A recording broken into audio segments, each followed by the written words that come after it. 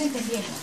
Pero hay algo que es muy complejo y es que hasta este momento las historias clínicas de ustedes hacían un énfasis gigante en la enfermedad, las causas de la enfermedad, etc. Ahora vamos a hacer un énfasis muy grande en los síntomas, pero la mayoría de los síntomas son muy difíciles de objetivizar. ¿Cómo objetivizo que a alguien le duele mucho o poco? O sea, y eso es muy importante para saber si le empiezo con un opioide o le empiezo con un AINE. Entonces yo tengo que tener unas escalas muy claras para poder decir, este paciente tiene un dolor de 10 sobre 10. Porque el dolor de 10 sobre 10 depende de este negocio.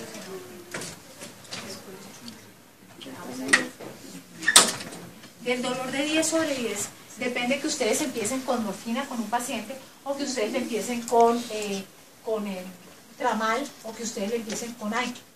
Entonces, por eso es súper importante que ustedes tengan la seguridad que la persona tiene un dolor de 10 sobre 10 o un dolor de 2 sobre 10 o un dolor de 4 sobre 10. Y para eso hay que tener las escalas muy claras. Es muy fácil decir cuánto tiene alguien de tensión arterial. Cojo el tensiómetro, le tomo la tensión 120-80, 130-90, 140-70. ¿Cuánto tiene frecuencia respiratoria? Es muy fácil. ¿Cuánto tiene frecuencia cardíaca? Es muy fácil. ¿Y cuánto tiene temperatura? Es muy fácil. Porque está una medición clara y completa. ¿Cuánto tiene dolor?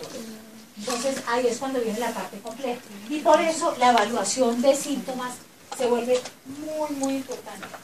Ok, entonces, ¿cuáles son los elementos críticos para que los médicos tengan herramientas hacia el final de la vida? Saber cuál es la intensidad de los síntomas. Porque depende de eso, yo a un paciente con disnea le pongo o no le pongo morfina. Ahorita tenemos este muchacho que me dice, ya se pone esclerosarcoma. Y este muchacho está haciendo con metástasis pulmonares y está haciendo una disnea maligna severísima. ¿Cuándo le empiezo a poner morfina para la disnea? Entonces depende de la clínica y de la intensidad del síntoma. ¿Listo? Entonces yo no le podría poner, así tuviera las metástasis, morfina, si el paciente no tiene la clínica y una intensidad del síntoma que amerite ponerlo. Entonces por eso yo tengo que poder justificar por qué le pongo morfina a este paciente para dolor no tengo problema, pero para disnea. ¿Por qué le pongo morfina para disnea a este paciente? Porque está taquicárdico, porque está polismédico, porque está con alito nasal, porque está cianótico, porque tiene tirajes, no sé. Y si yo lo estoy viendo, definitivamente puedo colocar que su disnea está en 10 sobre 10.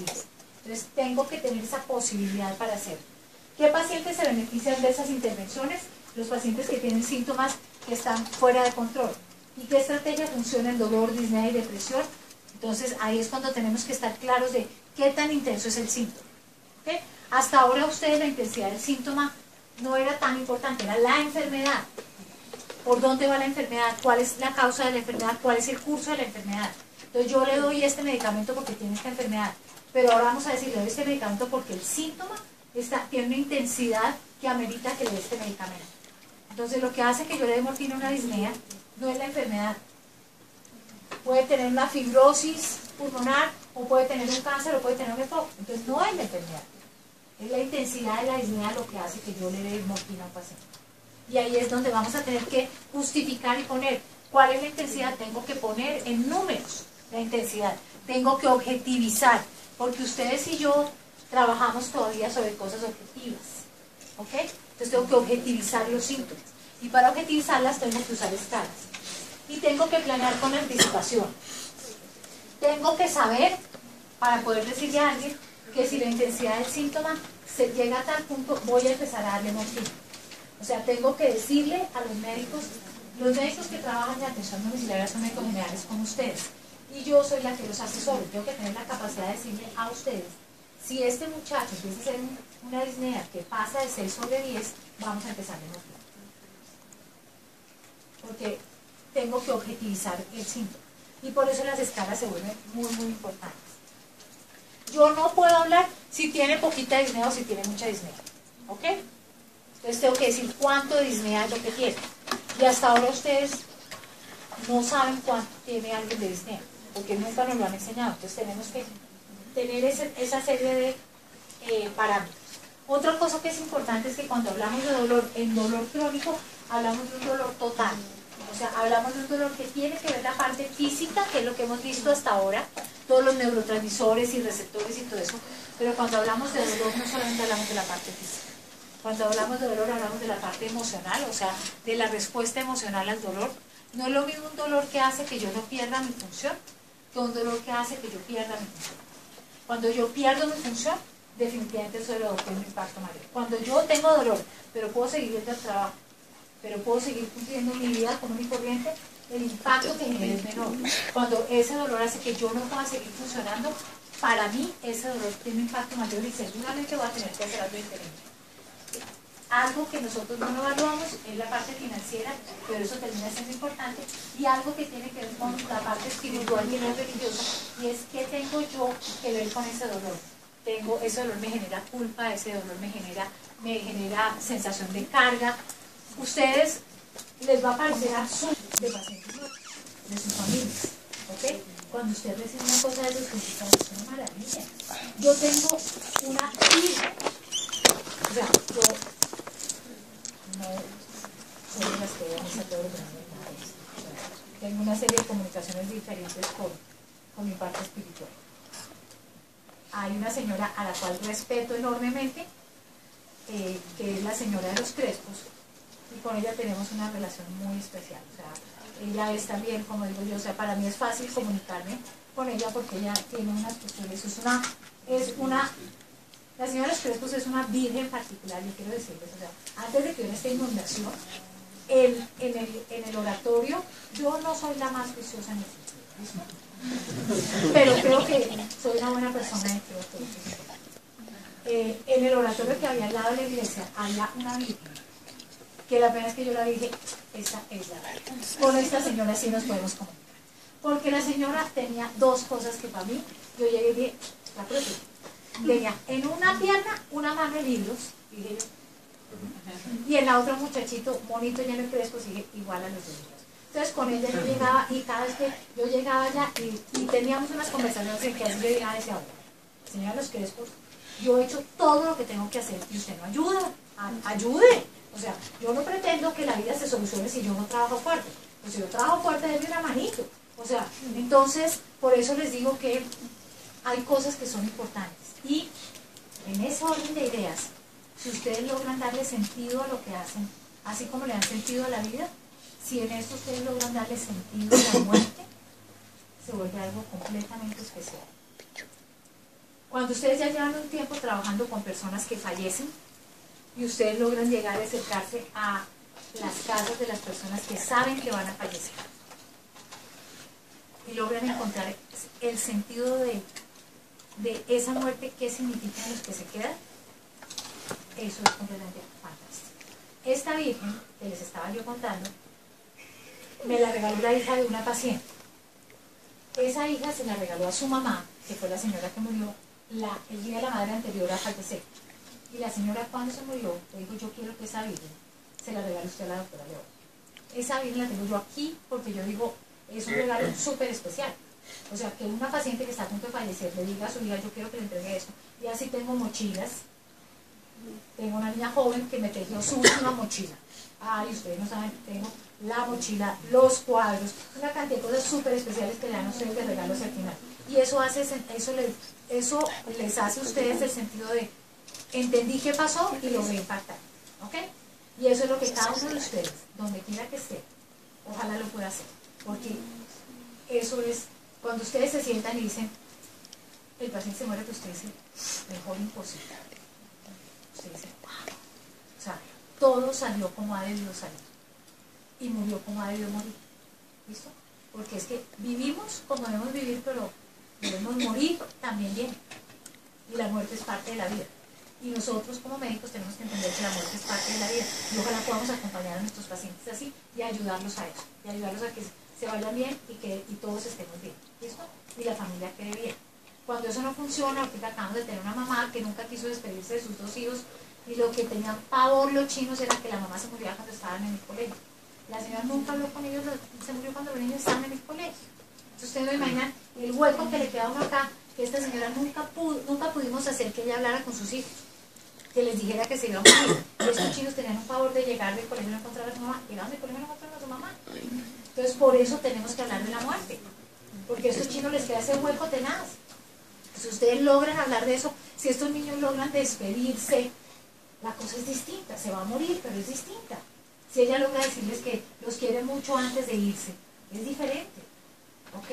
Es diferente. Entonces, hablen de la muerte cuando sepan que se va a morir, ¿no? No es que a ver si no, Francisco, usted tiene una apendicitis, yo le voy a hablar de... Y sepan cómo hablan. Siempre pregunten. Acuérdense, siempre pregunten. A veces ustedes ven que llega al consultorio la familia, se sienta el paciente y la familia se queda allá como donde están ustedes. Y uno ve que la señora está y todo está ahí. Y uno se sienta y uno tiene que respetar, pero uno le dice, bueno, doña Marisol, ¿y usted cómo se ha sentido? No, doctora Mala, ¿y usted cómo se...? No, yo he perdido peso, yo me siento mal. Ellos van diciendo, y ustedes sobre eso pueden ir, porque no hay nada peor que el médico que llega ahí en el corredor le dice a la familia que la señora se va a morir. O sea, eso lo vemos todos. Entonces, eso que van cogiendo ustedes, eso es súper importante, ese es el arte. Y eso es lo que tiene que ver, porque a mí si yo he sido buena persona, porque a mí si yo no fumo, porque a mí si yo hago ejercicio. Y en las etapas de la enfermedad crónica, primero viene una etapa en la cual la primera etapa es ustedes hasta llegar a la aceptación de la enfermedad pasan por diferentes etapas. Pasan por una etapa de rabia. La etapa de rabia es ¿por qué a mí? ¿Por qué a mí si yo estudié para todos los exámenes de pediatría? ¿Por qué a mí si yo no me rajé y no me tiré ninguna materia? ¿Por qué a mí si yo siempre fui buen hijo? ¿Por qué a mí? ¿Por qué no al del lado? Es esa rabia, ¿por qué esto a mí? ¿Okay? Luego la negociación. ¿A quién crean? Alá, Buda, Jesús, el que quieran. Yo le prometo que hago dieta. Yo le prometo que dejo de fumar si ese examen no me sale positivo. Ustedes no han hecho esa negociación. Uy, mira, por favor, que yo pase el examen, que yo pase el examen. Prometo que la próxima vez, sí, desde el primer día desde el primer día yo estudio. Prometo que no vuelvo a faltar a clase. ¿Ok? Esa es la etapa de esas son negociaciones muy grandes. ¿Ok? Y luego viene la etapa de negación. ¿Usted no es conmigo? A mí no, a mí no, yo no tengo. Eso no, a mí no me está pasando eso. Y después de eso sí logran aceptar. Y a veces vuelve a caer. Por eso cuando ustedes ven que una persona con una enfermedad está agresiva o está molesta, de pronto está en alguna de esas etapas en que ustedes van y vienen. Por eso tienen que tratar de entenderla. Por eso el paciente que los trata mal, no reaccionen con violencia. Recuerden que siempre alguien que agrede, adentro lo que tiene es un susto y un temor que agrede. No solamente el paciente que está enfermo. No solamente el paciente. Cuando ustedes vayan en el carro y de pronto no se dieron cuenta y se le cruzó a nadie y el otro llega y tácate, se les cruzó. Este tipo lo que tiene es esa agresividad de tener una cantidad de cosas ahí y el que les dice hasta mico y el que se pone furioso con ustedes, miren, ese tipo lo que tiene es una cantidad de, ese tipo está con miedo, ese tipo está angustiado y los pacientes sí que tienen miedo y angustia. Porque es que ustedes son el principio de autoridad, ustedes son los que son capaces de decirles si van a vivir o no, ustedes son los que le van a decir si se van a curar o no. Ustedes les tienen miedo. Mira al médico a que me diga ese examen que aparece ahí, que me metió en un sobre y que dice si yo soy positivo o negativo, me muero el susto. Y de pronto reacciono agresivamente. Y como médica reaccionamos más agresivos, es que nosotros somos tan importantes que nadie nos puede decir no sé qué. No, esa persona está muerta del susto. Trátenla déjenla que la persona pueda demostrarles a ustedes por qué tiene tanto miedo. Ustedes aprendan mucho de neurotransmisores. Vamos a aprender mucho de hoy. Pero no hay nada como saber que uno tiene que estar al lado de una persona en la cual uno confía, que es una persona que sabe y que uno sabe que va a hacer lo mejor por uno, así el resultado sea que sí. Así el resultado sea que uno fallece o que uno sigue viviendo. Ese es el arte. Y eso es lo que hace de esto que ustedes escogieron hace 10 semestres, la carrera más fantástica del mundo. Eso es lo que hace esto. Ok. Síntomas físicos es lo que vamos a tener que evaluar, aspectos psicológicos, la parte social, la parte práctica del cuidado y la espiritualidad. Esto es súper importante. Ustedes tienen que saber si esa persona En el programa domiciliario que yo hago todo, que hacemos junta, digamos, ayer hicimos junta de 6 de la mañana a 9 de la mañana con 15 médicos, una pregunta por cada paciente es ¿de qué se va a morir? ¿Ok? Este muchacho de osteosarcoma, con la dificultad respiratoria, ¿de qué se nos va a morir? Porque nosotros tenemos que hacer una falla respiratoria. Entonces nosotros tenemos que estar preparados para manejar esa falla respiratoria.